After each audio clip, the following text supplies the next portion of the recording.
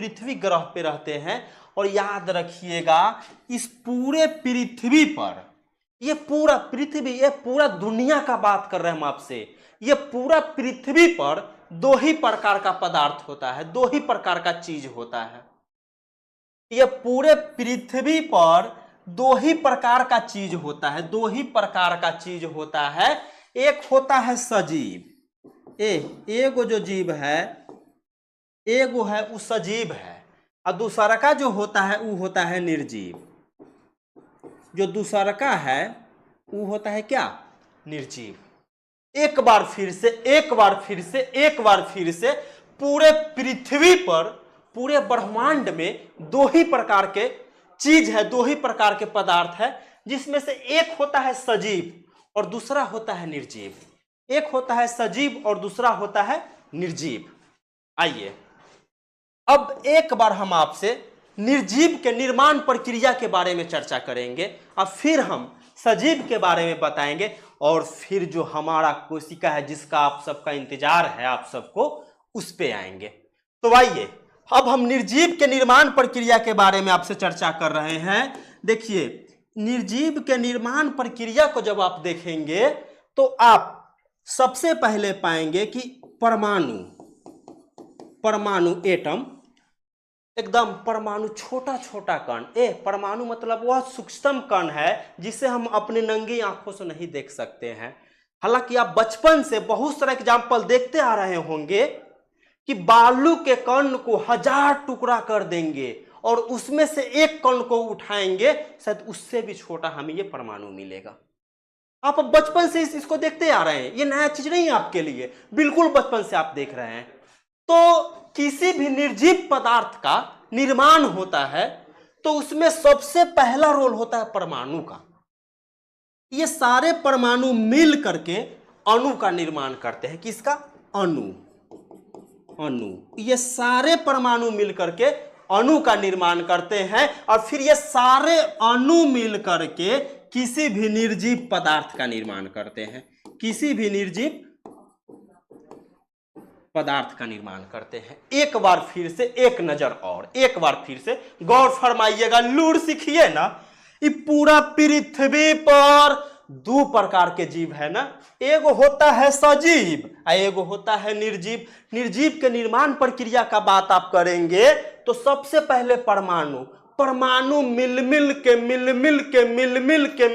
के अणु बनाता है, और अणु मिल के निर्जीव पदार्थ का निर्माण करता है। ये सुनिए आपके सामने ब्लैक बोर्ड लगा हुआ है। ब्लैक बोर्ड एक निर्जीव पदार्थ है, ब्लैक बोर्ड एक निर्जीव पदार्थ है, अर्थात हम ऐसा कह सकते हैं जो ब्लैक बोर्ड हो ना, ये अणुओं के ढेर है, ये पूरा अणुओं के ढेर है ब्लैक बोर्ड। अर्थात हमारे सामने जो भी निर्जीव चीज हमको दिख रहा है वो अणुओं का ढेर है, वो अणुओं का ढेर है, अणुओं का ढेर। सारे अणु मिल करके एक पदार्थ, एक निर्जीव पदार्थ का निर्माण किए हुए हैं, एक निर्जीव पदार्थ का निर्माण किए हुए हैं। ये ब्लैक बोर्ड के निर्माण करने में हजारों, लाखों, अरबों, करोड़ों परमाणु मिले होंगे। ये परमाणु एकत्रित होकर के अणु बने होंगे, और फिर अणु से ये ब्लैक बोर्ड अर्थात निर्जीव पदार्थ बना हुआ है। तो अब आप समझे कि निर्जीव पदार्थ का निर्माण प्रक्रिया क्या होता है। ये कोशिका पे अभी नहीं आए हैं। माधव सर आपको अभी सिर्फ ये बताएं कि इस पृथ्वी पे दुइगो चीज है, एगो होता है सजीव, एगो निर्जीव। पूरा दुनिया में निर्जीव पदार्थ कैसे बना है, बनाना, उसका निर्माण प्रक्रिया क्या है, वो आपको हम बता दिए। अब एक नजर सजीव को भी तो देखना है। आइए देखिए सजीव क्या होता है उसको देखते हैं। इस सजीव के निर्माण प्रक्रिया को हम देखेंगे। इस सजीव के निर्माण प्रक्रिया क्या है इसको आप देखिए आपको थोड़ा सा लगेगा अभी क्या कि सर पहले हमको कोशिका बताए नहीं किया, ये सब बता रहे हैं। गौर फरमाइए ना, सीखिएगा, आप लूर सीखिए ना। देखिए सबसे पहले सजीव के शरीर बनने के लिए, अब सजीव मतलब क्या, जो सांस लेता हो, प्रजनन करता हो, क्या ये सब जो स्थान परिवर्तन करता हो, उत्सर्जन करता हो, ये सब लक्षण जेकरा में हो तो उ सजीव है, उ सब के सब की रहतो सजीव। तो आइए सजीव, आ सजीव मतलब कौन? हम आप आदमी, कुत्ता बिलाई, पेड़ पौधा, ये सारे के सारे सजीव है, सारे के सारे सजीव है। आइए सजीव के निर्माण प्रक्रिया को देखते हैं। सबसे पहले एक सजीव का शरीर बने वो से पहले बनता है क्या? कोशिका। कोशिका।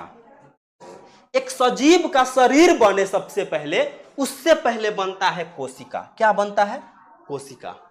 ये सारे कोशिका जब मिलते हैं, ये सारे कोशिका मिल करके निर्माण करते हैं उत्तक का। उत्तक का टिश्यू, उत्तक का। ये सारे कोशिका मिल करके उत्तक का निर्माण करते हैं, और ये सारे के सारे उत्तक मिलता है, ये सारे के सारे उत्तक मिलता है, तब जाके बनता है अंग। क्या बनता है? अंग। सबसे पहले कोशिका बना, कोशिका के बाद उत्तक बना, उत्तक के बाद अंग बना। अब अगला विधि क्या है? अब अगला विधि सिंदूरदान नहीं है, अब शादी नहीं हो रहा है। आगे देखिए, सारा अंग मिल करके निर्माण करेगा अंग तंत्र का। के अंग तंत्र का, अंग तंत्र का, अंग तंत्र का सब समझाएंगे, रुकिए। अंग तंत्र का अंततः सब अंग तंत्र मिल करके एगो सजीव के शरीर का निर्माण करता है, एगो सजीव के शरीर का निर्माण करता है, एगो सजीव के शरीर का निर्माण करता है। सभी अंग तंत्र मिल करके एगो सजीव के शरीर का निर्माण करता है। अभी आप देख रहे थे कि सजीव के निर्माण प्रक्रिया क्या है, सजीव के निर्माण होने का प्रोसेस क्या है, हम आपको ये बता रहे थे। सबसे पहले कोशिका बनता है, सेल, सेल, सेल। उसके बाद उत्तक बनता है, उत्तक के बाद अंग बनता है, अंग के बाद अंग तंत्र। अब उत्तक क्या होता है, कोशिका क्या होता है, अंग क्या होता है, अंग तंत्र क्या होता है, ये सब आपको हम बताएंगे। ये एक एक करके आपको हम समझाएंगे। अभी अब हमारा टॉपिक यहां से शुरू हो रहा है कि कोशिका, कोशिका, सेल। अब हम आपको बताएंगे कि सेल क्या है।